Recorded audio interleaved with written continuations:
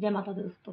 आज मौके की विशेष जानकारी देने जा रहे हैं जो कि आपके लिए जीवनदायिनी लाभदायक सिद्ध होगी।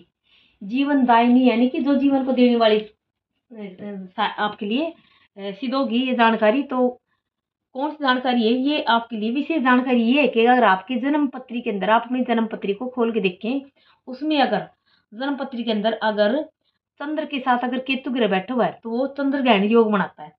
और अगर किसी भी जन्म कुंडली किसी भाव में अगर राहु ग्रह अगर सूर्य के साथ बैठा हुआ तो वो सूर्य ग्रहण योग बनाता है।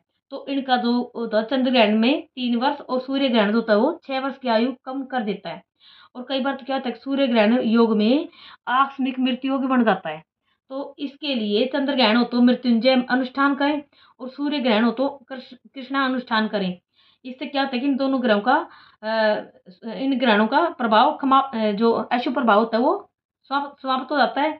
और शिवलिंग अनुष्ठान से भी चंद्र ग्रहण करता है। विशिष्ट मुद्राओं में कुछ अलग अलग मंत्रों का जाप करने से भी इसका अशुभ प्रभाव खत्म हो जाता है। लेकिन अगर आपसे कुछ भी नहीं हो, आप कुछ भी नहीं जानते, जैसे कि जो भी मैंने बताया आपको कि जो चंद्र ग्रहण हो तो इसके लिए मृत्युंजय अनुष्ठान और सूर्य ग्रहण हो तो कृष्ण अनुष्ठान नहीं कर सकते, या फिर शिवलिंग अनुष्ठान भी आप नहीं कर सकते तो कुछ नहीं कर सकते। तो आप कुछ मत कीजिए, सिर्फ एक लोटा जल लीजिए।